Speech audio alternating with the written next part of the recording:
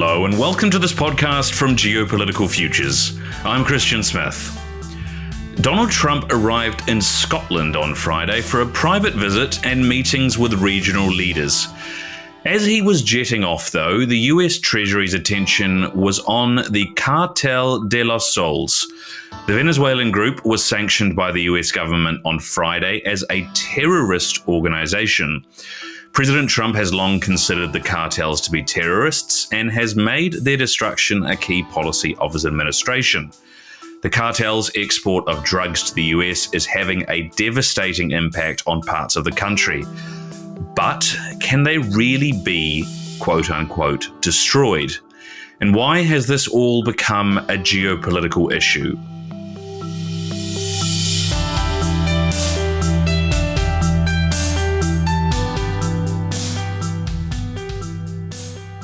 Well, on this episode of the podcast, Geopolitical Futures Chairman and founder George Friedman is back as we look into the geopolitics of drugs. George, hello, welcome. Now, the cartels have been around for a long time. What's behind Trump's push, do you think, to destroy them now? Well, he has a focus on Latin America, both in terms of politics there, economics, but also in terms of drug dealers. And he feels that the cartels are becoming so powerful that they're sending members of the cartel to organize in the United States as well. One of the things he's always accused of and dismissed on is the idea that some of these, not all of them obviously, some of the migrants are working for the cartels. And he's used that as a justification for a lot of other things. But there's no question that to some extent, the cartels are trying to move to some extent into the United States as well. Thus, this triggered this concern. This concern has existed before the Trump administration. He's just making it more melodramatic, if you will. Yeah, absolutely. And I suppose, these issues, the border issues, the cartel issues, the drug issues, they're all tied together, really. Is it fair to say you don't solve one without solving the rest? Well, the cartel issue is a separate one. The cartel issue is how Latin America is ruled and how organized crime in general, when it becomes very large, becomes an alternative to the government. So there are precedents for this. Other presidents took a lighter approach. He is deeply concerned about migration and also about the political nature of things in Latin America, particularly. And I suppose, well, let's take a step back for a moment and look kind of at the longer arm of history, because America's been here before, hasn't it, through, I suppose, the closest comparison is prohibition. Yes. Talk us through that. In terms of how these two compare. Alcohol, liquor was part of American culture, remains it, going back to the founding. A movement arose saying that alcohol was destroying people's lives, and therefore the assumption was if you pass a law against it, you can stop it. Now, the only ones who sold alcohol were criminals. And they made a great deal of money. And it was called back then the Mafia, but there were many such cartels. So these existed in the United States.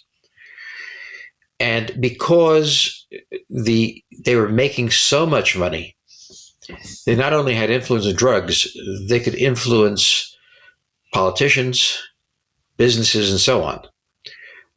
They had money, and money is a tremendous weapon. If human beings consist of greed and fear, the fear part is handled by what the cartel may do to you if you betray them. The greed part is what they can give to you. And so they undermined, in many cases, the government in cities particularly, cities like Chicago, cities like New York, in which their money essentially bought them protection from the police. And their money bought them a degree of control of the government. Now, this was possible because it was illegal, and the illegality of it meant that those who are law-abiding would not participate in trade. by definition, the only ones who were willing to sell it were criminals. And it gave them a fundamental element, money, that allowed them to hire, if you will, recruit people into these organized crime rings, frighten them with the thought of leaving, but also enrich them. And they could enrich police forces and enrich city governments and so on and so forth. So what happened was that the use of alcohol may have declined, although culturally it was not likely to happen, and it probably was more intensely popular for the sake of being illegal. But in any case, what it did was created organized crime that went beyond drugs and began corrupting labor unions, corrupting governments. With money, you can do a great deal. And if you have no competition from the private sector, you can control it. You can own the market. And so what really made the mafia work was making drugs illegal. By making it illegal, everybody who could compete would be out of the market. They would collect enormous amounts of money that would otherwise flow differently. And with that money, they could both hire guns, if you will, to enforce their rule, and simultaneously seduce people in government and elsewhere with large amounts of money. It made them very powerful, to the point where in 1933 they had to end prohibition primarily on this basis. But by then, organized crime had organized itself, and to some extent, it probably still has an impact on the United States. So when you look at organized crime, which is another word for cartel, okay, they work on two foundations. The first is money flowing to them. The second is, if you'll call it, military power. You could hire guns, and therefore not only the law discourages people from competing with them, they can discourage anybody from competing with them, and they become semi-autonomous governments. And I mean, I'm fascinated with this comparison, I suppose, because as you say, they made alcohol legal again. They ended prohibition in the 30s, in large part because of the harm it had done with organized crime. There's obviously a comparison here with the cartels. I mean, why did legalizing alcohol work? I mean, the mafia is still around, I suppose. Well, the mafia or organized crime always exists. There's always criminals, but when they have access to massive amounts of money, when the demand for the product that's been made illegal is so attractive to people, the price goes up, they control the market, and then they range out to other areas, real estate, business, so on and so forth. So they become an alternative power to the government, and in many cases, corrupt the government deeply. And the reason for this is demand. If demand is there and doesn't decline, even if it's illegal, then only those people who engage in illegal activities can satisfy that need. And they move into it. And they never quite leave. Their heirs somehow are there. I don't know what the power of organized crime in the United States is at this point. But crime that's organized is kind of forced to organize by the legal system and profits from it at the same time. Well, some people would say here in London, where I sit, lots of the aristocracy originally came from organized crime families 1,000 years ago, who stole and pillaged their way to money and then to titles. But anyway, I'm digressing. I suppose, really, I mean, you're not saying that by not legalizing narcotics, the US is never going to defeat the cartels, or at least that they should legalize narcotics to do so. But I suppose you are saying that without undermining their business model, it's going to be incredibly difficult to do so. Consider that in the military sense, and cartels have a military power. They have soldiers and so on and so forth. But they're guerrillas. They don't wear uniforms. They don't attack in a normal way. They are merged into the population. And the United States has had a very bad record in fighting guerrilla wars. So the problem of guerrilla warfare is that the enemy is not a conventional force. You can't just look at it. And army troops are very bad at being detectives and do it. And being a detective is very dangerous. And so they are protected partly by the population. They are not simply terrorizing the population, although if you go against them, they will terrorize. But they're also funding many things. So people around them become very dependent on the money. They're not fools. They build loyalty, or at least interest. And penetrating in a guerrilla war is very, very hard. So the idea that we can destroy them as we destroy an army by air power or something like that, you'd have to destroy people who are not in it, a little in it, deeply in it. You really have to understand that the weakness of military force against guerrilla powers in Vietnam, in Afghanistan, and so on, okay, Hamas and everybody else, is that they blend into the population. And to root them out, you have to attack the entire population, which then resists, and you're in a situation like you were in Afghanistan or Vietnam or something else. So the idea that if we send in the army, we can knock them out, well, they don't have clear army bases and they don't have capabilities, but they do have the population frequently on their side, or at least afraid not to be.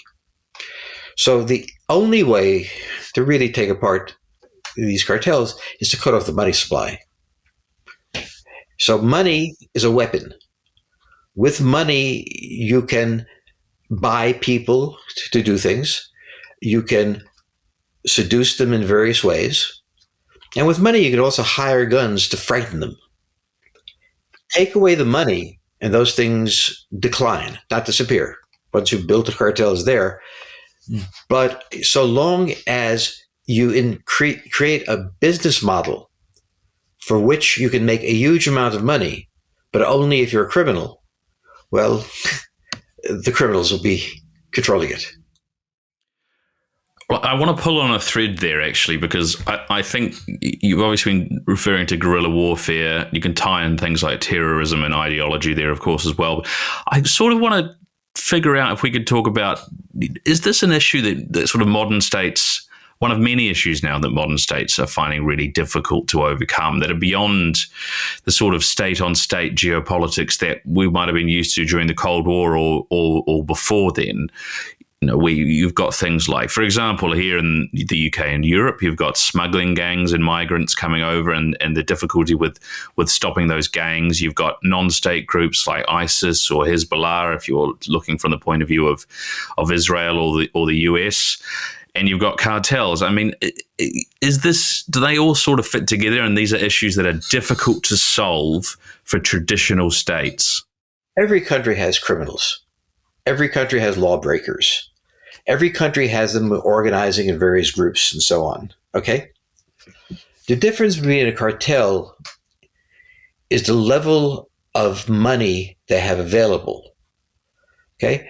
So when you look at Hamas, they obviously had a great deal of money available from Iran and other places, and they could do things. But the extent of relationship between the wealth of the cartels from selling drugs and the wealth of the nation makes them the center of gravity economically. There's no other industry in Mexico, I'll say, or Colombia, that can compete with them monetarily. And therefore, when you're a business model that generates so much excess cash, you can buy into those other industries. So they spread. Guerrilla groups that are ideological do not focus on money. They focus on ideology and trying to persuade people around them to follow them, whether religious ideology or political ideology. And they draw loyalty from them. And sometimes, like Fidel Castro, he was able to overthrow the government of Cuba. But it's a very different dynamic when you're dealing with something that everybody wants. money. When you control that supply of money, and they very carefully distribute it, they are not just take it, they distribute, you build a kind of loyalty that doesn't depend on intellectual desires, doesn't depend on moral desires. You give enough money that they can change their lives. Their loyalty won't be morally based. Their loyalty will be based on self-interest. So particularly in relatively poor countries where criminality always existed in terms of small gangs and so on and so forth, the ability of the cartels to flourish is that they are a source of, if not wealth, well-being to many on the countryside. And fighting them is very hard because there's a loyalty there. In other words, it's not that they hate the cartels. They may not admire them. They may fear them as well. That's another tool they have. But at the same time, their lives are better for it. And that's always been the problem of guerrillas. They promise your lives will be better for it after we win, and in the meantime suffer. With the cartels being essentially a selling model, if you will, you can have your benefits now. So penetrating them is not easy. And once you've identified them, bringing military power to bear is very difficult. And because the loyalty does not derive from changeable opinions, but cash.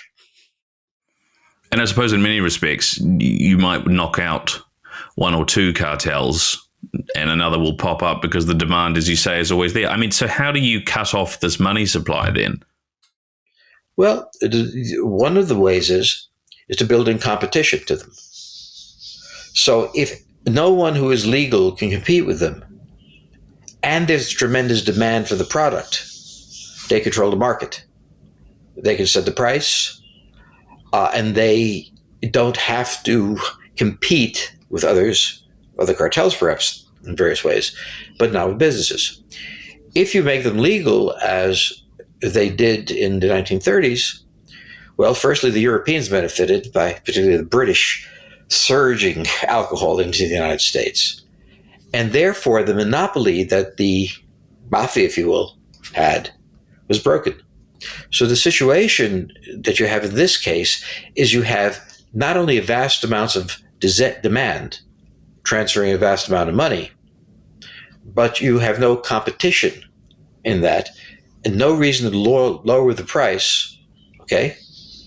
But if you wanted to so that you could get more people using drugs, well, that may be done. You have a lot of freedom maneuver. It's a very effective business model. It has its own police guards, mostly watching the people inside and not to steal too much. But engaging them in a conflict is very, very difficult. And in many respects, it's a paradox, isn't it? You don't want to legalize these things, but without doing so, it's going to be difficult to stop the criminal gangs. You're not going to legalize them because it's a moral question. The idea of legitimizing them is not a question of whether it helps or hurts the process, but you can't do this. It's hurt generation, destroyed a generation. The idea of it making legitimate is morally horrific. On the other hand, the ability to fight them is very difficult. So when Donald Trump says he wants to destroy the cartels, well, how does he do that? Okay? Well, one way is to arrest every cartel member we can get our hands on. But most of them are in the United States, and those that are in the United States are doing retail sales, not wholesale sales. They're selling one, and they can be easily replaced. So the center of gravity is in the producer at his location, where he takes a low-cost product, there he goes, and sends it in, and then he has retailers, people selling drugs on the streets. And we've been going after those guys, but the drug dealers who are promising them substantial amounts of money for selling it in their terms, and they can always find somebody else to sell it. I mean, if you go out in a city street in a big city of the United States and you want drugs, in the half an hour you'll find out how to get them. They're there, and the problem is a moral one. It is a moral crisis, drug use and alcoholism. Moral crisis in the sense that if you think of them as sinners, then they should be punished. If you think of them as victims, then they should be helped. But cutting off the trade, yes, you can cut off the retail trade here and there, but more will emerge. But going to the heart of the matter, the only way to defeat the cartels is to create competition. That means legalizing it, force them into competition. From a standpoint of competition, cartels are not very efficient because they have to use money to protect themselves and so on. So that would take them on. Now it would also quite possibly raise drug use, for a while. It certainly won't suppress it. Therefore, the moral answer is you can't do that. These people will suffer for it. But if you don't do that, then on a somewhat lesser level, at least, it will go on indefinitely. One of the ways that Trump thinks he can fix this problem is by making it a geopolitical issue on a more traditional basis. He's targeted Mexico and Canada both with sanctions over not doing enough to stop the import of fentanyl. He's done similar things or has threatened to do similar things with China, where a lot of it is produced. Do you think that is going to work? Well, the fact of the matter is, in Latin America, the cartels have deeply penetrated government. I mean, I cannot speak which person has taken what. But the governments themselves, both as individual politicians, can benefit from them by being told how to vote in something or other. But the country also benefits, in a sense. So wealth is flowing into the country, much of it in the hands of the cartel. The cartel distributes some of it by giving jobs to other people. And the government has an economic base to operate from. So from the view of the selling country, they're not worried about domestic use of narcotics. They are worried about hunger, revolution, and so on. All right? So these governments, firstly, are deeply penetrated by the money. Secondly, are not configured to fight the cartels. And thirdly, see no value in them fighting the cartels. Therefore, if we want to turn this into a classical geopolitical problem, we have to look at these as hostile governments. Not because they intend to be hostile or stuff, they're engaged in hostile activities. And the problem is, from the point of view of the cartels, if you attack the government, they can live with that. That's not a problem. So it becomes an extremely complex problem. Final question, George, before we wrap up. I mean, if you go back to this Cartel de los Sols in Venezuela, it's reportedly headed, according to the U.S. Treasury, by Nicolas Maduro himself. So clearly, as you say, these cartels are intertwined with governments to varying degrees. Where does this go? Sorry, go on, George. I would suspect that Maduro doesn't run the cartels. The cartels may run Maduro. In other words, the idea that the political leadership is running the cartels misses the point that the cartels have so much power and money, they engineer the leadership. But it's irrelevant. The controls are there. And we can compete with them in some ways by making them more attractive to industrial powers and so on and so forth, to create jobs and so on and so forth. But that'll take a generation. And in the meantime, whether Maduro runs them or they run Maduro is kind of a philosophical question that you can look into.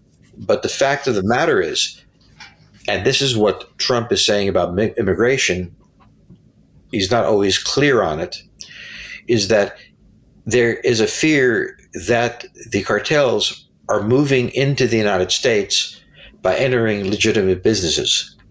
So investing, let's say, in IT, investing in artificial intelligence, that in some sense the amount of surplus cash they have may start to filter into the United States, of which I have no evidence is happening. But when he says we've got to get the illegal immigrants out of here, he's least worried about the retail level is going to be taken over by them, and maybe some of the other processes. And in that respect, what I was going to ask you was whether this is a new geopolitical type of issue. But I suppose in many ways what you're saying is that it's not, because we've been here before. Well, whenever there's a product there's demand for, and there are either tariffs placed on it or laws against it or what, there will be people, criminals, who find their way around it, who either sell it at a lower price or sell it at a higher price, whatever it takes, okay? But legal barriers on trade frequently are routed about in many ways. So one of the arguments for the free market that is rarely made is in a free market, you have freedom. There's no criminality. On the other hand, there's some things that are so vile that you must make them illegal. Okay? Prostitution is a business, for example. That's something you must make illegal. Whether it works or not, you must declare it illegal. Drugs, you must declare it illegal. These are things that we are ineffective in stopping, but we can't validate it morally by making it legal. So this is a dilemma of all nation states, and particularly the United States, which has a major drug problem, views it as a drug problem, uses it as a moral dimension, and paradoxically, as a result, empowers the cartels. And as a result as well, it will be something that becomes increasingly geopolitical and doesn't go away anytime soon. It's been geopolitical for a long time, but the recognition that action that was effective against the cartels didn't succeed. We did much anti-cartel work in Mexico, and we broke some cartels and others moved into their place. So the ability to destroy an industry that is the most wealthy industry in a country and is serving extensive demands in our country, it's pretty hard to do. And the idea that we will use legal force against an inherently illegal product obviously doesn't work. And that we are able to fight a guerrilla war, signaling out the drug executives from the peasants, well, that never worked when we were fighting the communists, because communists didn't look any different than anti-communists. And guerrilla war is a very hard war to fight. And in effect, what we have going on against the cartels is a kind of guerrilla war, using intelligence, getting successes, but not stopping the process from going on. George, let's leave it there. Thank you so much for coming on the podcast again today, and we'll hopefully talk to you again in a couple of weeks. Be happy to do it.